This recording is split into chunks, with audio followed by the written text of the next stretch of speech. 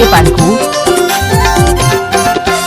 महुआ के पानी रसाइडा रे हे सगा समधिन मोला फसाइडा रे हे सगा समधिन मोला फसाइडा रे महुआ के पानी रसाइडा रे ए सगा समधी मोला फसाइडा रे ए सगा समधी मोला फसाइडा रे। अरे पौवा के पियत अभी हो गे ना, अरे पौवा के पियत अभी हो गे ना, अभी के पियत बोतल हो गे ना मत वाइडा रे महुआ के पानी रसाइडा रे ए सगा समधिन मोला फसाइडा रे ए सगा समधी मोला फसाइडा रे। श्याम सिंह धुर्वे पाटिया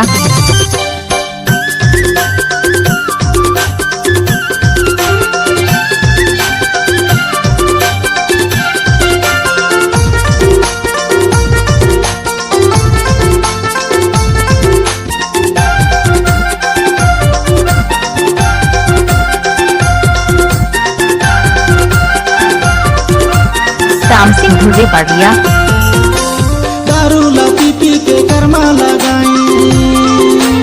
दारू ला पी के कर्मा लगाए रात भर संधि मजा उड़ाए रात भर संधि मजा उड़ाए चिकना पानी मारे गाइडा रे ए सगा समधिन मोला फसाइडा रे महुआ के पानी रसाइडा रे ए सगा समधिन मोला फसाइडा रे डीजे पानकू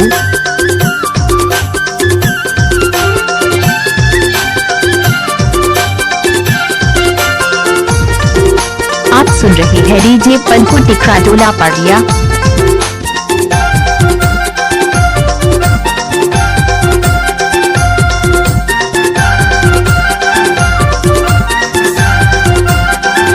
मजा ले टमाटर की दाल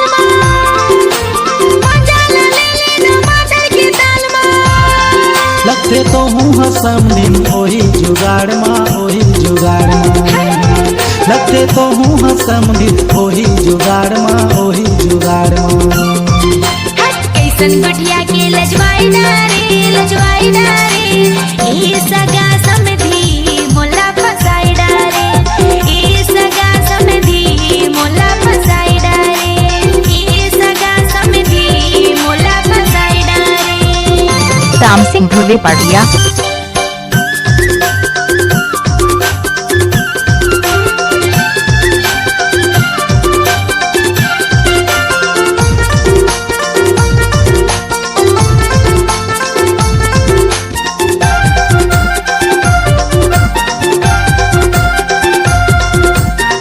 डीजे पानकू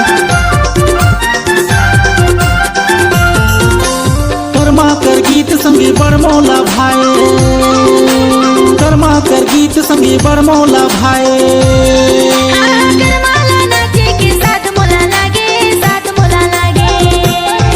अरे करमाला गाए के साथ मोला लागे मांतर के थाप में नचाइडा रे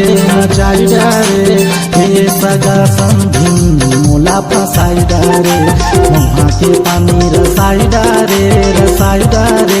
हे सगा समधिन मोला फसाइडा रे महुआ के पानी रसाइडा रे ए सगा समधी मोला फसाइडा रे ए सगा समधी मोला फसाइडा रे। अरे पौवा के पियत अभी हो गे ना, अरे पौवा के पियत अभी हो गे ना, अभी के पियत बोतल हो गे ना मत वाइडा रे महुआ के पानी रसाइडा रे ए सगा समधिन मोला फसाइडा रे ए सगा समधिन मोला फसाइडा रे ए सगा समधी